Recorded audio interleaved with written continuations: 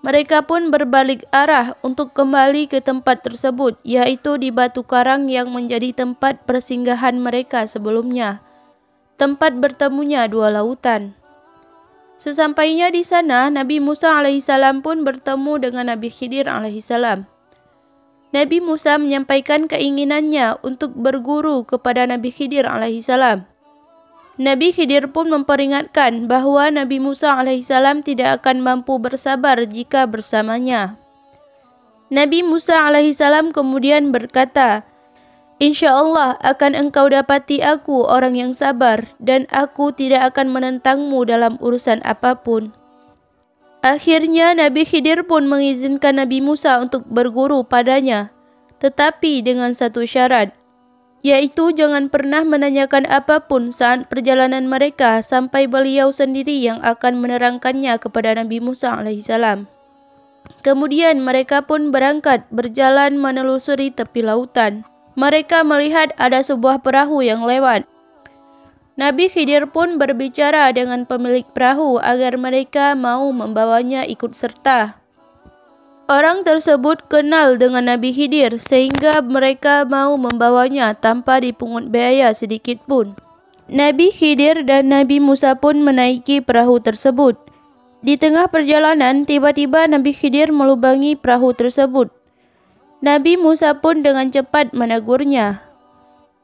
"Mengapa engkau melubangi perahu tersebut? Bisa-bisa kita semua akan tenggelam ke lautan." Nabi Khidir pun menjawab sebagaimana firman Allah Subhanahu wa taala dalam surah Al-Kahfi ayat 72 yang artinya, "Bukankah sudah aku katakan bahwa engkau tidak akan mampu bersabar bersamaku?" Nabi Musa pun meminta maaf karena beliau telah lupa dengan janjinya. Mereka kemudian kembali melanjutkan perjalanan di daratan. Di tengah perjalanan, mereka berdua menjumpai ada anak kecil yang sedang bermain dengan teman-teman sebayanya. Dengan sigap, Nabi Khidir alaihissalam mengambil kepala salah satu anak kecil tersebut, lalu mencabut dengan tangannya. Anak itu pun meninggal. Nabi Musa alaihissalam tidak tahan melihat hal tersebut. Nabi Musa kembali bertanya alasan Nabi Khidir melakukan perbuatan tersebut. Nabi Khidir pun memperingatkan kembali janji Nabi Musa di awal. "Jika aku bertanya kepadamu tentang sesuatu setelah ini, maka jangan lagi engkau memperbolehkan aku menyertaimu. Sesungguhnya engkau sudah cukup bersabar menerima alasan dariku." Mereka pun melanjutkan perjalanan hingga keduanya sampai kepada penduduk satu negeri. Mereka berdua meminta sedikit makanan kepada orang-orang di sana, tetapi tidak ada yang mau memberikan makanan untuk mereka. Nabi Khidir melihat ada salah satu rumah penduduk yang dinding rumahnya hampir roboh. Kemudian beliau pun memperbaiki dinding tersebut.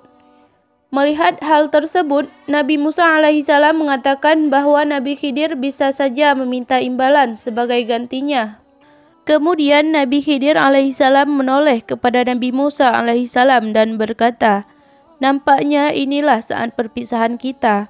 Untuk itu akan aku jelaskan kepadamu mengenai pengertian dari apa yang pernah aku lakukan yang membuatmu menjadi tidak sabar atas semua kejadian tersebut." Kemudian mulailah Nabi Khidir alaihissalam menjelaskan semua peristiwa yang disaksikan oleh Nabi Musa alaihissalam selama melakukan perjalanan dengannya. Yang pertama, Nabi Khidir mengatakan bahwa perahu yang ia lubangi adalah milik orang miskin, sedangkan di negeri tersebut dipimpin oleh raja yang kejam dan bengis. Raja tersebut merampas semua harta benda penduduknya. Nabi Khidir melubangi perahu tersebut agar perahu itu tidak diambil oleh raja. Kemudian kejadian yang kedua, Nabi Khidir menjelaskan bahwa beliau membunuh anak tersebut karena kedua orang tuanya adalah pasangan yang beriman. Dan jika anak ini menjadi dewasa, dia dapat mendorong ibu bapaknya menjadi orang yang sesat dan kufur. Kematian anak ini semoga Allah gantikan dengan anak yang salih dan lebih mengasihi kedua ibu bapaknya. Dan kejadian yang terakhir, Nabi Khidir menjelaskan bahwa dinding rumah yang diperbaikinya itu adalah milik dua anak yatim. yang di dalamnya tersimpan harta pusaka peninggalan almarhum ayahnya. Almarhum ayah mereka adalah orang yang salih. Sedangkan maksud beliau memperbaiki dinding tersebut agar supaya harta tersebut masih tetap terpelihara hingga mereka dewasa. Nabi Khidir pun kembali berkata, "Apa yang kuperbuat bukan menurut kemauanku sendiri. Itulah keterangan perbuatan-perbuatan yang engkau tidak sabar terhadapnya."